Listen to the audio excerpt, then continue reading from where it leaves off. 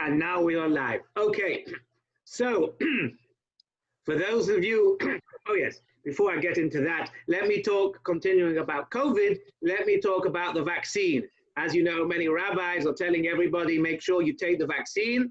I have no issues with my shul because most people have been telling me, Rabbi, we can't wait to take the vaccine to get back to some sort of normality or normalcy, as we seem to say in this country. So I don't really need to say anything. But just so nobody says I never mentioned it, I would like to add my weight to everybody and all the rabbis who are saying that it seems to be perfectly safe and halachically something we should do to take the vaccine to protect ourselves. But I will say, of course, that we must remember the vaccine is from Hashem and that He is the one who protects us, just like we go and take medicine and just like we go and do stuff that we need to heal ourselves, but we're remembering it's Hashem, so the same with the vaccine. But I'm going to go a step further and use my power and influence to tell you, not power and influence, I mean my connections. As I've told you many times, my father is a politician in England, excuse me, so he had a meeting with the Surgeon General in England, who I'm guessing is the equivalent of the, what do they call him here? Adams. He's also called the Surgeon General something, right? Yes. So he said, when they asked, he talked about safety and the worry that people have that the vaccine has been rushed out quickly and is therefore unsafe. And his response was like this. Is Harry Lazarus on the share? No, Harry is not on. I wanted to speak to him at shul because he obviously, that was his job, producing vaccines and stuff. So I just wanted to confirm this with him. But he said like this, there have been no missing out of any of the steps that go into declaring something as safe. So why has it been done so quickly? So explain like this. Normally, when a company wants to put out a vaccine or a drug or whatever it is, they have to spend their own money. They have to invest their own money. They have to show their shareholders, their board, that this is worthwhile doing, that the money, it's worth putting the money in, that it's, well, it's capitalism, right? We spoke about capitalism on Shabbos, right? It's all about whether they can show their investors they can make money. So you have to go through all these extra steps. So after stage one, they have to see, oh, was it effective? Is it worth plowing in millions of dollars for the next stage? So that means they've got to really evaluate it. They've got to show all their investors, and that takes time to prepare documents, show their investors, and they usually wait, takes a few months till they can start part two. Then part two, they have to, again, evaluate, write out all these reports and stuff, and make sure their investors are on board, that it's going to be something they can make a lot of money on, right? Let's be fair, that's what it's all about. Whereas in this case, they didn't have to worry about making money. They didn't have to worry about being cost effective. They didn't have to worry about their investors because the governments were bankrolling everything. So if all went pear-shaped at the last minute, these companies wouldn't lose a cent. It would be you and I who, through our taxes, that would lose. So therefore, all the steps of justifying the outlay and the money and the risk, all of that was shelved. And that's why they could do all the steps so quickly, and no steps have been missed for the safety of the vaccine, and therefore that's why we have it so quickly, and that's why it is just safe. For the steps that have gone through have been exactly the same as any other vaccine or any other drug, but we've missed out all the justification and the investments and the money and so on because they've not got any money to risk. So that is what he said. So I'm saying that over in case anybody was worried about the speed of the vaccine. It appears to be safe. I'm only saying appeared because it is safe, but not that anyone's going to sue me, of course. But as we know, everyone's signing waivers and stuff. So I'll be, be careful what I say. But please, when you are offered to take the vaccine, and as somebody has been offered the vaccine in our shul this week and is going to take it, we had somebody who took the vaccine last week. And therefore, please, when you get offered the chance, please do take the vaccine. And then hopefully, in Mitzvah Hashem, Hashem will protect us through the vaccine. And we will be able to get back to, I was going to say, our previous lives. But let's hope when we start again, there will be many things that we did, that we took for granted, that perhaps we won't take for granted as much as we used to. Okay, so this week, Pashas Vayechi. Vayechi, Yaakov starts, Yaakov lived, but obviously most of the Sedra is referring to Yaakov's death. Yosef died. Yaakov was the one who told his children what to do, take me up, bury me in Israel. And therefore, the National Association of Chevra Kedisha have earmarked this Shabbos, Pashas Vayechi, for their Team Awareness Shabbos. Team stands for Traditional End-of-Life Awareness Movement. Last year, if you remember, we signed up and registered. We had a guest speaker at my share, Rabbi Lyons. Those of you may remember, Rabbi Lyons came. We spoke about end-of-life issues. He gave out those end-of-life proxy forms to fill out. The reason why to do that is because, and I've had experience with this as the rabbi side of things, people are very, very quick, especially in America where it's all about money through insurance, to write people off and to say, oh, sorry, goodbye, this, an amount of lies, outright lies that certain nurses from hospice told me. And of course, being a rabbi, as you know, I went to check up all these things and look into it. That's part of my ingrained nature as a rabbi to question. People seem to think they could tell me things and I won't question it, and they can pull the wool over my eyes. But what they don't realize is their wool contains linen and it's shatnez, and they can't pull it over my eyes because it's an issue of shatnez, so I have to check it, if you catch my humor. But anyway, the same as when I worked in the restaurant trade. People used to tell you all the time, oh, this rabbi said it's allowed, I can do this, that, the other, assuming you think, oh, you tell me a rabbi says it's okay, great, it's fine. But of course, most of the time, it was, well, lies, and therefore they were just trying to get you to agree to something. And the same thing happened here. In fact, I was asked, as the rabbi of a case we were involved in, to sign a document by nurses who are trained and their job is to treat people, right? That I had to sign to give them permission that I allowed this guy to be in constant pain through his treatment. In the end, this person lived another 5 months. They were able to sit up, they were able to talk after that. Unfortunately, they got another infection and they subsequently passed away. But the initial thing was fine. I remember a case in England we had, and the person lived for another 2 years and had a reasonable quality of life. It wasn't, on bed rest and whatever. But there are many halachas which I'm not going into now. Rabbi Lyons went into it a little bit.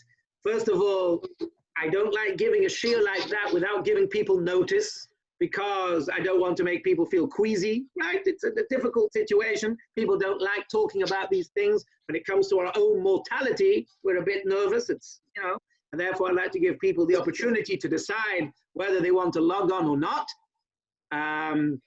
So I'm not going to talk about those issues, but what I will say, it is important.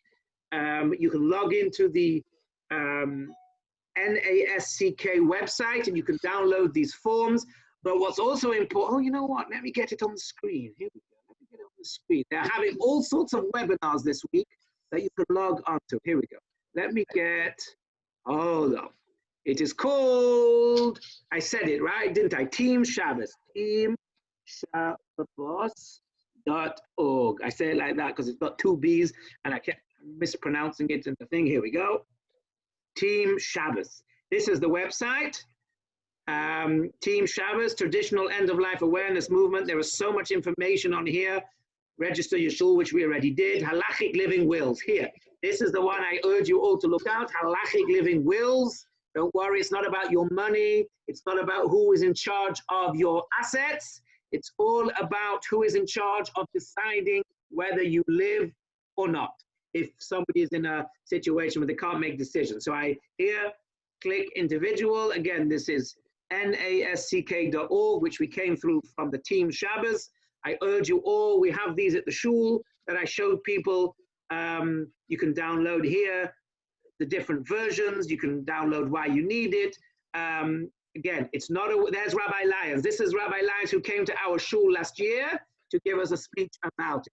So it is not a will that you're signing your life away. It's the opposite. You're signing your death away. Does that make any sense? No? Okay. So that's that. And they have many resources, but they also right? They have all these resources you can read, but they are also having webinars this week. They're having a whole week of webinars on halachic matters. Where is it? Here we go. You can register for all these webinars, right? You see all these great rabbis, Rabbi Krohn, right? This is the rabbi from Miami, whose name I've just forgotten, it's gone out of my head, but he's from the shul in Miami, great. Oh, there's Rabbi Willig, and there's Rabbi Lyons, oh, Charlie Harari, there's the head of the Chevra Kadisha, Rabbi Zone, and I'm not sure who that is, but you can see 530 shuls, it's now 531 because I registered, so it didn't go up the number. But please look at this website. We will be speaking about it on Shabbos. Please look up this website, have a look at some stuff. That is what I urge you to do. So let's stop the share here. Okay, so that's what I urge you to do. Let me get to the place where I have to stop share. Where did it go? Where's my stop share button gone? Ah, there it is. It was camouflaged in the green writing of the website, so I couldn't see the stop share button. Anyway, so I encourage you all to sign up for some of these webinars. I'm sure they are going to be amazing. Many interesting topics, I'm sure. I say I'm sure because I haven't registered myself for them, but please do that. But I do want to talk about a topic tonight of embalming. Now, don't get too worried. I don't want to get into too many details. As I said earlier, I don't want to make people feel uncomfortable. But if you do feel uncomfortable, I will not take it personally if you log off, because we see when people say goodbye. So don't take it personally if you feel it's too much for you, and so on. Embalming obviously is in this week's Parsha. So in my experience as a rabbi, there are three things that people perhaps don't realize the importance of when it comes to rituals of, post-death rituals. That is the Tahara, the shrouds, and perhaps the basic nature of the casket. So I just wanted to quickly talk about those things. So where is this idea that Jews have that we get buried in linen shrouds, basic linen shrouds? We're put in a basic, I don't want to get involved in death and any of that side of things without warning people, as I've said. Perhaps we could do that as another share. So people, if they want to come, they can come. But why do we have these basic rituals? So first of all, most of what goes on in a Tahara and stuff is minhag, is custom. In fact, I'm going to read out from the Tahara Manual Practices, which Arthur and Marsha recognize because they gave me this book. If you remember, that's the book you gave me when you were cleaning out some stuff. And it's a fascinating book. And in the page it says, hold on. It says, most of the rituals of the Chevra Kadisha, here, preparing the Tahara manual is not simple. Much of the Tahara procedure is customs rather than halacha. So most of what we do when it comes to the Tahara, what we do with all sorts of things, when it comes to mourning and so on, is custom. I noticed a lot of the things they do here are different to the way I was trained in England. I'm not getting into that. As I said, I don't want to get into that. Perhaps we can do that as another share. But there are some things that are halacha, some things that are important, that are not based on customs, and I wanted to share them with you. So if you look in the Gemara, let me share my screen again. Hold on, let's share it. Okay, I prepared this earlier. Moed cotton, here we go. Where does it come from? This is Moed Cotton 27b. I'll read it in Hebrew. At the beginning, it was very difficult for the relatives to bury somebody. It was very expensive. What can I say? It was when the hardship of burying somebody was worse than the hardship of actually losing them. They would just leave them in the street, and run away and let other people deal with it. Ad Sheba Rabbi Gamliel, till Rabbi Gamliel, the famous Rabbi Gamliel, came, lived at the end of the second Beis Hamikdash time, V'nagu Kadosh Rosh Biatzmo, and he made light of his body after death. V'yatza b'chlei Pishtan, he was made a decree that he should be buried in linen garments, and here's the important thing. V'nagu ha'am acharav, not says b'chlei Pishtan. So then everyone saw, oh, the great Rabbi Gamliel could go out in basic shrouds. So can I. Amar Rav Papa, and this is the important bit. That now the minhag of the world is that we go out in basic linen shrouds. That is the minhag. So you see, that comes from the Gemara. The idea of being buried in a shroud is to keep people equal. Now, if you go up a little bit in the Gemara, it talks about a whole lot of things, right?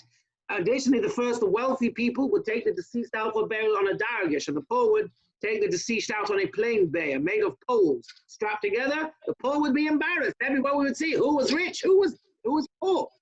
The sages instituted that everyone should be taken out for burial on a plain bier due to the honor of the people. So you see that one of the ideas is that everybody is equal.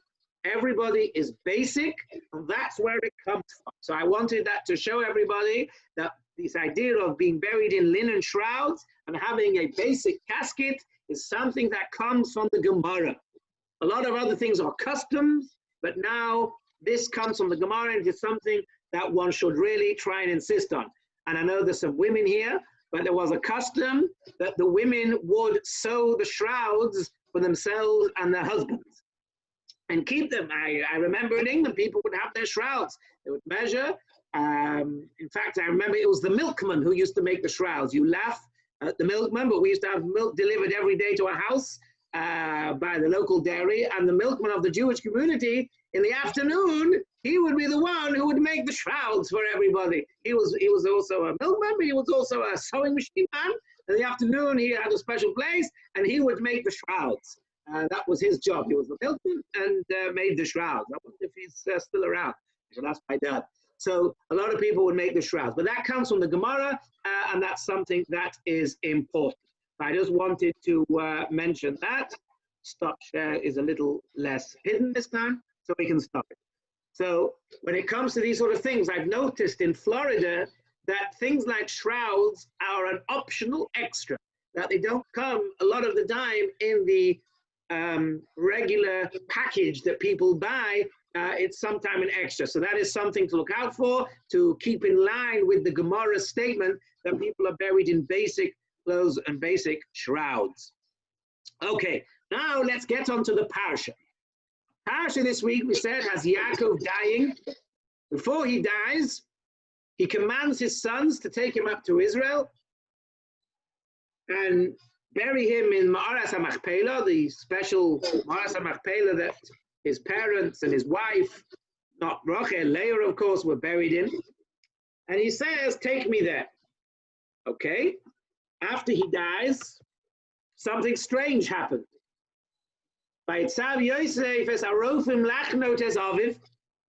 Yosef commanded the Egyptian officers to embalm his father, right? They embalmed him for 40 days, and then they had 70 days of mourning. According to Rashi, these 70 days include the 40 days of embalming. So 40 days of embalming plus 30 days to 70, not 40 days of embalming plus 70 days of mourning. It seems to be the 70 days were inclusive of the 40 days, and that's important for scientific reasons, which I shall come to a little bit later on. And right at the end of the parasha, Yosef dies, and he's also embalmed. Right? What does it say? Although there it wasn't Jewish people who embalmed him. Right? By Yomas Yosef, Yosef died at 110 years old. Hopefully we should all live to that age. Good health. By Yachem do I say? And they also embalmed him. By Yisem Ba'arem b'Mitzrayim. And they chucked him into they put him in a aron and they threw him in the sea. So, which is why when Moshe came a few hundred years later, they took him out of the sea. I see people are looking at me strange. Why did they chuck him in the sea? And one of the answers is because the river Nile, when Yaakov and Joseph were alive, came up and watered all the fields. And when Joseph died and Yaakov died, the Nile didn't come up and flood the cities anymore. So they realized that Yaakov and Joseph brought blessing. So they thought, even after he's died, it went down. But well, if we chuck his body into the Nile River, maybe that will include blessing, and the blessing would come up. So the question obviously is, embalming is forbidden in Jewish religion. We don't embalm people. How can Yosef embalm Yaakov? Yaakov at Tzaddik, Yaakov the others, one of the forefathers, right? Yaakov Avinu Loimes, it doesn't say that Yaakov died. It doesn't say he died. It says he was gathered by Avram, it says Mace, he died. By Yitzchak, it says Vayomos, he died. By Moshe Rabbeinu, it says Vayomos Shom Moshe, Moshe died. So by everybody, it says they died. But Yaakov, it doesn't say he died. It just says, what does it say? Let me get the wording. It says Vaychal Yaakov Letzav, it says Bonov, and he finished commanding his children. By Yosef Raglov es Amito, he brought all his legs into the bed. By Yigva, and he expired.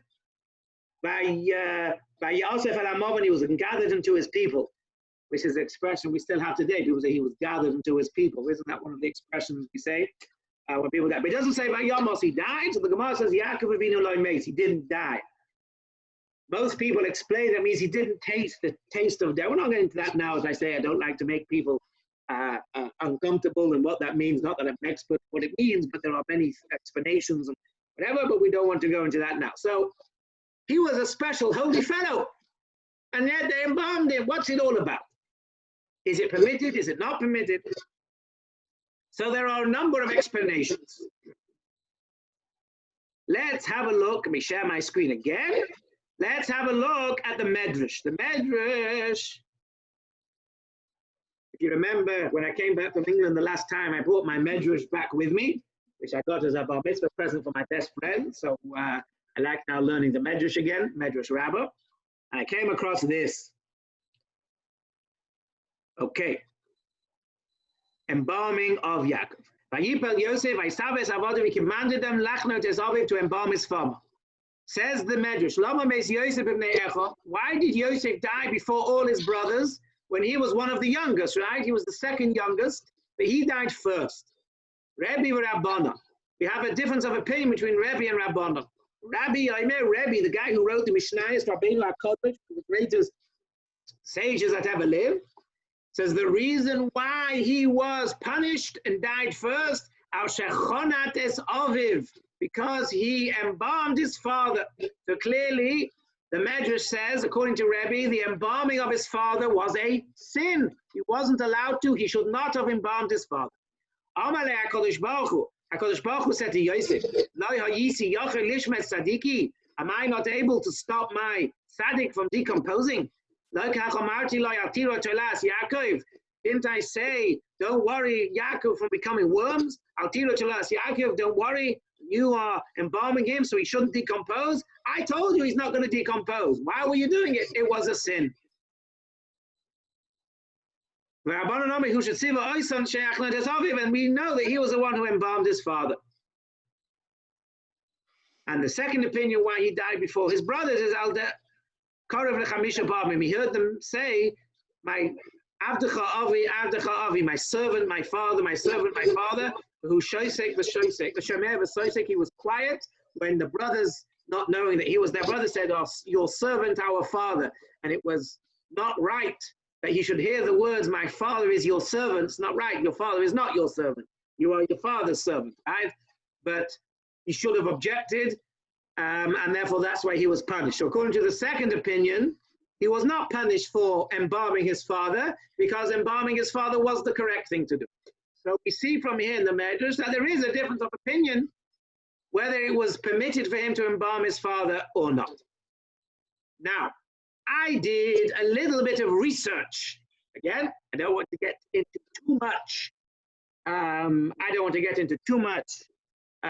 Gory details, but I did have a Google search and get involved into this mummification, if that's even the right word, of dignitaries in Egypt. So we know, right, we have all these mummies. I think a couple of years ago, they found a mummy from this period, right? They found recently, no? They found some mummy in this period. So this was the custom of the Egyptians for their deities, for their kings, for their important people. They would embalm them. And I found out there was two types of embalming. One is where, that's just to keep it simple, they would take things out of the body and replace it with other things. That is definitely forbidden because you're removing things from the body you're not allowed to do. But what Joseph did is the second part, is they covered the body with all sorts of oils and treatments and so on to preserve the body. Now, why did I say the 70 days is important? Because according to this research I was doing, it would take 40 days to preserve the body somehow. I'm not going to go into all the gory details, as I said. Then it would take another 30 days to preserve the body. No, 40 days to dry out, 30 days to embalm, and it would take 70 days. So according to this research that I did, is that it took 70 days for this embalming process, which is what our Tahara says, right? Our Tahara says 70 days, 40 days of embalming. Okay, it said 40 days of embalming, but apparently there was two types. There was embalming, drying, whatever. So it seems that the 70 days was how they were embalming bodies at that time. So embalming bodies went on. That was what the Egyptians did. That was the Egyptian culture at the time. Why was it the Egyptian culture? It was the Egyptian culture, so I found out by this research, because they were trying to show that they believe in the power of the body. The body is special. The body is what's holy and what's important. The body, humanity, physicality rather, I meant. Physicality, being in this world, that's what's important, that's what's special. And therefore the embalming of the body shows that we are preserving it. Oh, this was such a special thing. This was so important, so special. Oh, let me mute a few people. I forgot to mute everybody. But let me stop sharing now so you can all see my face. I was about to say beautiful face, but that's obviously subjective, how you feel about it. But anyway, let's mute everybody. Right. So, where was I? I can't even use the excuse that I've been using in shul that the masks makes me swallow my carbon dioxide and therefore I get brain freeze, like I say every time in shul, for those of you who've been at my droshes in shul. But anyway, so the Egyptians, they show that the body is special. It's all about trying to get as much pleasure as you can from life. It's all about life. It's all about this world. It's all about physicality. Therefore, their bodies are their shrines. Their body is what's all important. So they preserve the body. They do things to make the body be preserved and be pristine. Now we have a pasuk we say it on Rosh Hashanah, Yom Kippur by Mincha, just before we go on to the parasha of sexual immorality. It says, "Kamase eretz Mitzrayim lo yisasu." You mustn't do like the lands of Egypt, or the chukiseim lo yiselechu. You mustn't go in the statutes of Egypt.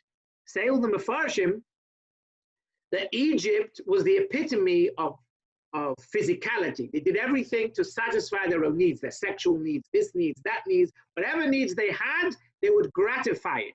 They were all about self-gratification in every way possible. And that's why they did this to their bodies. The Torah is saying that's Egypt. But by Jews, what do we say is special? Not the body, the soul.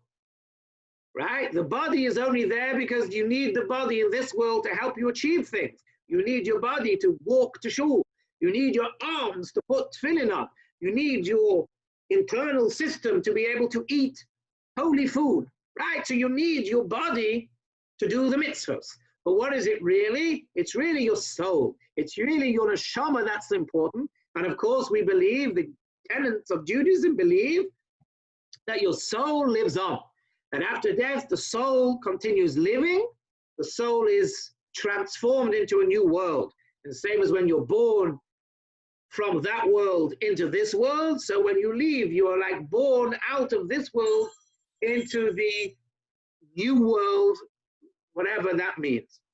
And that's one of the things they say about Yaakov Avinu loy meis. He didn't die. Him, the transition from this world to next world was so easy, he didn't have to die. It was like, all right, it's my turn to go to the next world. Hello, here I am, right? He was able to quickly pop through, right? Without having to, again, I don't want to get, not that I really know or understand these things, of course, but we want to keep it simple. So we are the opposite, the polar opposite of Mitzrayim. They wanted to glorify the body. Oh, let's keep it, let's make it a shrine and so on. And therefore, we do the opposite. Everything is about quickness, speed. But when somebody dies, we want to try and bury somebody as speedily as possible, as quickly as possible. We do everything to make sure it's quick, right? We do everything simple and basic. We're not honoring the body. We don't put possessions in because you're not possessions. You're not taking your possessions with. Once their possessions are gone, it means nothing to them. So we are very simple, the exact polar opposite of Mitzrayim. That's also one of the reasons, I don't want to get too much into the Tahara process, but when we wrap up, we never tie knots. Everything is always done in a bow, because we believe that the bodies are going to become again live in Tchias HaMeisim, right? So we don't want to make it difficult. This is all symbolism, right? Because obviously what happens in Tchias HaMeisim is going to be supernatural, unbelievable, whatever. So knots could be undone even then. But we want to show that this is not permanent. The state of death is not permanent. So we don't, a lot of people have the meaning not to use metal nails. They use wooden pegs in the coffins. We want to show this is not permanent. Death is not permanent in the Jewish feeling. Our souls live on and our bodies will once again rise up. So we make everything easy and simple. We don't do knots to be able to show that this is not permanent. It's going to be quick and easy when the time comes in Mitzvah Hashem. Tomorrow morning, hopefully when Moshiach comes, we have Tchias HaMeisim, and therefore it makes it easier. So we are the polar opposite of Mitzrayim. So good. But now Yosef HaTzadik has a problem. He's got a problem. He's living in Mitzrayim, and Yaakov Avinu is loaded in Mitzrayim. Everybody, the Medrash says that according to some opinions, the famine, the 7 years of famine, stopped after 2 years when Yaakov got there, and the now came up to meet his feet. According to many people, the Ramban and all these other people, that didn't happen. It lasted 7 years, because otherwise everyone would say Yosef was a fraud. You said 7 years of famine, it was only 2. But certainly it's clear that all the Mitzrayim respected Yaakov. They respected him, and they knew he was a special holy fellow. So Yosef has a problem. His problem is he knows the Mitzrayim's culture. He knows the Egyptian culture. That's where they live. And as we know, we're in Golus. It's not always easy to put our own halachos on things, right? Throughout the ages, we've had to forego many halachos, many aspects of Yiddishkeit, because we've not been allowed to practice. We're in exile. That's unfortunately what happens. And they were in exile in Mitzrayim. Yosef had a problem. What is he going to do? Mitzrayim are calling for him. You know, it's probably hard enough to get Paro in Mitzrayim to agree to take Yaakov out and bury him in Israel. Can you imagine? This is the land that believes in deifying the dead, in showing them off in these catacombs. Is that the expression? We all are moved, so you can't tell me, but you can shout out at the screen. Anyway, is it catacombs or something? Or the no, not the esophagus. Whatever. Anyway, we believe in all that sort of stuff, right? So it must have been very hard for them to say, oh yes, Yaakov, goodbye, let me go. And that's why I never thought about this before. But you know, there's the famous Rashi from the Medrash. And I just thought about this 5 seconds ago during the Shir. Just came to me in my head. And I remember Reb Shalom Shvadron, who died a few weeks after I heard this drasha, so I always kept this special, said that whenever you're giving a drasha or a speech, and something comes to you in your head, it's a sign that it comes from Shemayim, and you must say it. That's why many times I prepare a drasha, I prepare a sermon, and I get up there and something totally different comes out, because obviously that's what Hashem wants to come out. And it happens many times. It comes totally different. Spend hours and hours preparing, and then all of a sudden you get there and something totally different approaches. But it happens many times. Hard to explain if you've not experienced it being a Rav giving a Shia, but anyway. So therefore, it just popped into my head. Rashi says that Joseph went to Pharaoh and said, Avi hishpiani leimod. My father promised me or adjured me, I think is the Farsi translation they call it, to bury him in the land of Israel.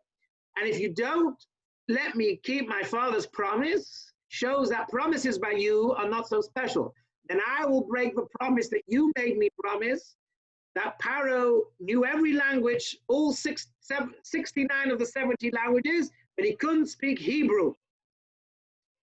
And it was a source of embarrassment to him. He couldn't understand Hebrew. So he made Joseph promise, you'll never reveal it to anybody. So he said, you know, Mr. Pharaoh, you don't let me keep my father's promise, I'm not going to keep your promise. So Pharaoh said, okay. And I always wondered until a few seconds ago, why did he have to go through all this?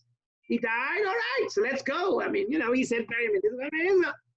So I just realized, because Mitzrayim would have gone crazy. What? Yaakov Avinu, the great, holy Yaakov, we want him in Egypt. We want to bury him in these tombs. We want to put him in this, we want to do that to him. That's our ritual. Can you imagine how difficult it must have been for them to say, oh yeah, off you go, get gesundheit. It must have been really tough for them. So Joseph had to use the underhanded tricks that go on all the time, of course, right? He says, I've got something over you, right? I'm going to play my trump card here, right? You can't refuse because of this promise, I'll break it. So that was the only way he was able to get Pharaoh to say, you're right, let's go. So he knew Joseph had a problem. So Joseph instructed them to embalm his father because he knew he had no choice. There's not much he could have done. They had to take the 70-day process. At least he'll get his father out and bury him in Israel, right? But there's not much he could do. You can't do impossibilities.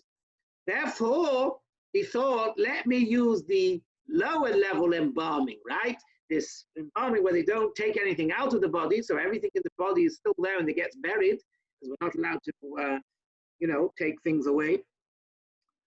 Everything has to be buried. And I'll do the window dressing. No, it's called, where you make everything nice and so on from the outside. And therefore, it won't be as bad. Yes, there's a delay in burial, and yes, we're embalming him, but it's not the embalming that's so antithesis to the Torah because you're removing things. So that's the expression, the understanding.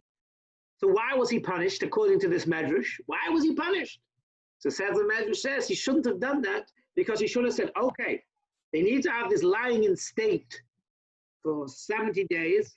So we'll let him lie in state and they do what they want to do. But I'll tell them, we don't need to embalm him, he'll be fine. Because there's a special mitzvah, a special thing that Yaakov, he was such a great tzaddik, he wasn't going to start decomposing. He should have believed in Hashem that he could have still somehow got him to be lying in state and whatever it is without him having to be a problem. However, it's 8:13.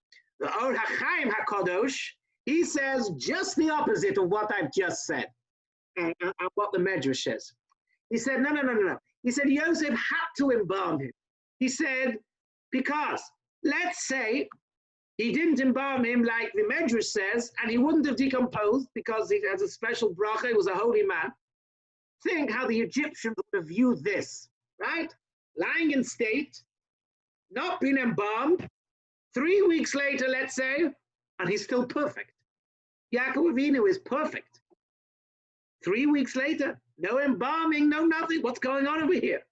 Can you imagine how much more they would have deified, if that's the right word, Yaakov? They would have said, whoa, this guy, he was something special. Yeah, let's add him to our list of gods. Yeah, he was somebody special. Can you imagine how much more they would have said, you're not taking him out of here. This guy, look at him. He's still pristine and perfect without a single bit of oil and chemicals. No. This guy is our God. This guy is going to be.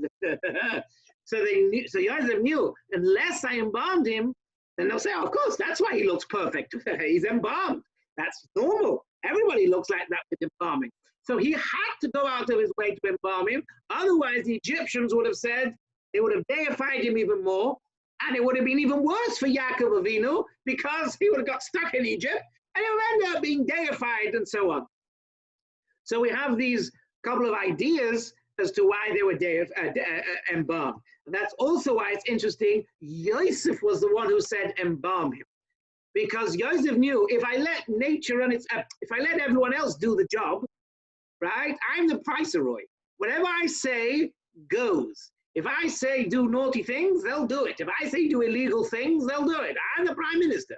I can get away with everything. There's no special counsel here in Egypt that are going to appoint against me, right? I've got diplomatic immunity or whatever it is it says, right? There's no leaving office for me that I have to worry once I've left office, I'm going to be prosecuted. I can do what I want, when I want, how I want, right? So he could have done what he wanted. So he told them, I'm going to command you to do it my way. That's not so halachically problematic. Like I said, the second way of embalming. So that's why Joseph was the one who did it. He didn't want to say, okay, if it's Egyptians, let them do it. It's not me. I'm not getting involved. So at least I don't have to worry about me getting involved in this practice. That's not right. He says, no, I have the power to make the situation better. I don't have the power to totally remove it because, you know, some things you can't, it's like the Constitution, right? No matter how powerful you are in America, you don't dare go against the Constitution. If you want to take out one letter of the Constitution, boy, oh boy, heaven help you, right? Since I come to America, I've realized that, right? It's the Constitution, right? So the same as Egypt, that was their Constitution to embalm whatever. So no Yosef at Tzaddik could have got them to override the Constitution. A little bit of fraud, right? A little bit of sticky, that we can do. But to override this whole idea of embalming, they couldn't do. So that's why it was Yosef who went out of his way, and he was the one who who commanded them to do this lighter embalming. As I say, I don't want to go into too much details without warning people about this sort of thing and so on. So I know it's past 8:15. We've spoken about a few topics tonight.